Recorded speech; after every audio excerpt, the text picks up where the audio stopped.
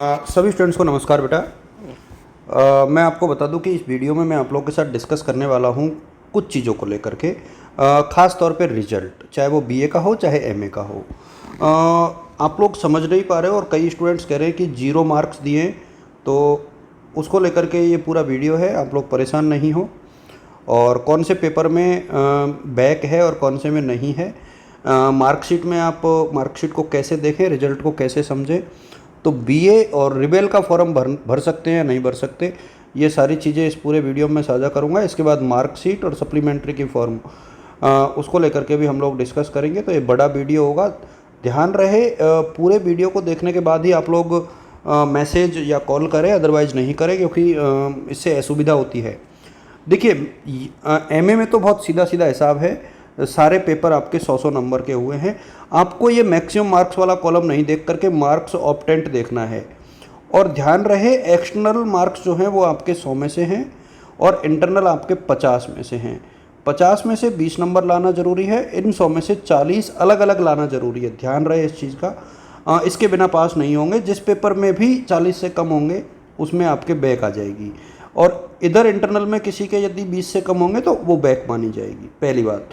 अच्छा, रिवेल हर स्टूडेंट करा सकता है, चाहे उसके मार्क्स 0 हों चाहे उसके मार्क्स 90 हों, कोई फ़र्क नहीं पड़ता। यदि आपको विश्वास है आपका पेपर अच्छा हुआ है तो you can go for the revaluation. अब हम बात करते हैं, देखिए 38, 45, 50 और 36 इस बच्चे के मार्क्स है। मैंने नाम नहीं ओपन किया है।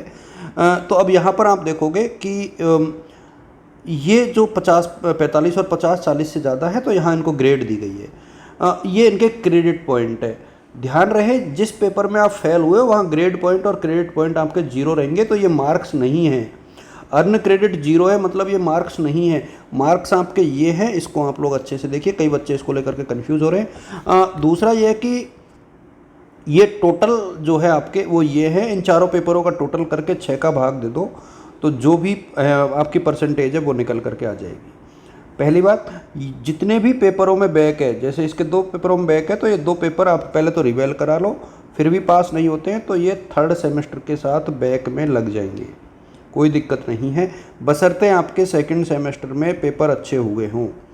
ये बहुत क्लियर तरीके से समझ लो। इसमें कोई डाउट यदि किसी को हो तो आप कमेंट कर सकते हो, लेकिन पहले पूरा वीडियो आपको देखना पड़ेगा, क्योंकि उसके बिना मैं जो है रिप्लाई नहीं करूँगा।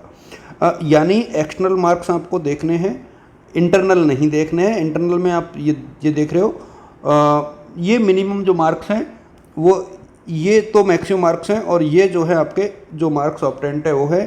क्रेडिट से लेना देना फिलहाल नहीं है। हमारा जो उद्देश्य है वो ये देखना है कि एक्सटर्नल और इंटरनल में पास है या नहीं। ध्यान रहे, 36 नंबर पे पास नहीं होंगे आप लोग किसी भी परिस्थिति में। 40% लाना ज़रूरी है, उसके बिना पास नहीं होंगे। और रिवेल का फॉर्म हर स्टूडेंट भर सकता है, ये मैं पहले भी बता चुका हूँ, और मैं दोबारा इसको रिपीट कर रहा हूँ कि आप ये कर सकते हो। इसके बाद जो है मैं आपको फिर बता दूँ कि ये जो बीए का रिजल्ट बच्चों का आया था, जिनके जो रिवैल्यूएशन की लास्ट डेट जो है परसों है, ये किसी बच्चे का रिजल्ट है। अब यहाँ भी आपको यही देखना है कि मैक्सिमम मार्क्स से कोई लेना देना नहीं है। मार्क्स ऑप्टेंट आप देखिए, यदि पेपर 100 का है तो यहाँ आपको एक्सटर्नल में 40 से ज़्यादा चाहिए, और यदि पेपर 70 का है तो यहाँ कम से कम 28 नंबर का होना ज़रूरी है। प्रैक्टिकल में भी 20 से ज़्यादा होना ज़रूरी है, जनरल हिंदी में भी 20 से ज़्यादा होना ज़रूरी है। इससे कम है तो वो आपके बैक है। ध्यान रहे, ये ग्रेड है, ग्रेडिंग से यहाँ पर इसको ज़्यादा ध्यान से ना देखो। यदि P है तो पास है, O है तो आउटस्टैंडिंग है, ABC ये सब ग्रेडिंग है। हालांकि ये स्टूडेंट पास है, इसको कोई दिक्कत नहीं है, तो इसका रिजल्ट तो ठीक है। लेकिन जिन बच्चों के पेपर के सामने F लिखा हुआ आया है वो पेपर आपके 3rd सेम के साथ होंगे। ये नोट करके चलें कि ये सारे पेपर आपके 3rd सेमेस्टर के साथ होंगे। और पास प्रमोटेड, बैक प्रमोटेड और फेल प्रमोटेड का मतलब भी यही है। इस चीज़ को आप लोग समझ के चलें। मैं बार बार मैं रिपीट कर रहा हूँ कि जो पेपर 100 नंबर का था उसमें 40 लाना ज़रूरी था, जो पेपर 70 का था उसमें 28 लाना ज़रूरी था, जैसे होम साइंस, साइकोलॉजी, और प्रैक्टिकल में 20 से ज़्यादा नंबर होना ज़रूरी था, और जो आपके इंटरनल है उन सब में 20 से ज़्यादा नंबर होने ज़रूरी थे। तो इसलिए आप लोग इस चीज़ को बहुत गौर से देखिए। ये पूरा वीडियो आप लोग जब देखोगे तो आपको सारी चीज़ें, सारी खबर जो है पूरी समझ में मेरे सामने आ जाएंगी। किसी को बहुत परेशान होने की आवश्यकता जो है नहीं है।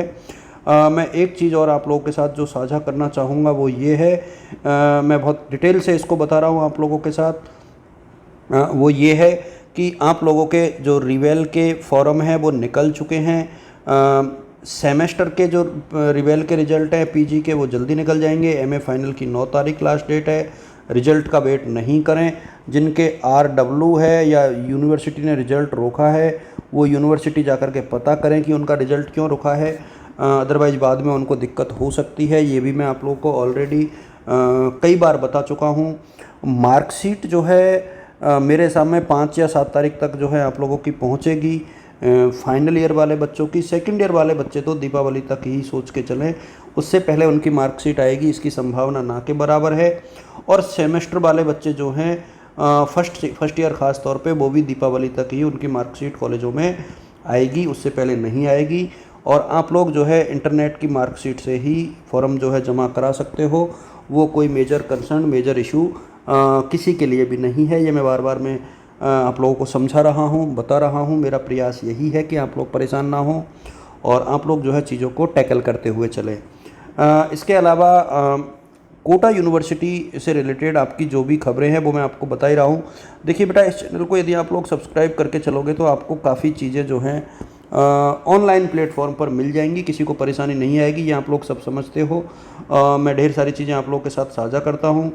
कंपलसरी जो है उसमें भी आजकल कंपलसरी नहीं है, इसके परसेंटेज जुड़ते हैं, ये आप लोग ध्यान रखें। बहुत सारे बच्चे इसको नहीं मान रहे हैं, लेकिन मैं आपको बता दूं बेटा कि कंपलसरी में भी न केवल पास होना ज़रूरी है, परसेंटेज भी इसकी काउंट होगी।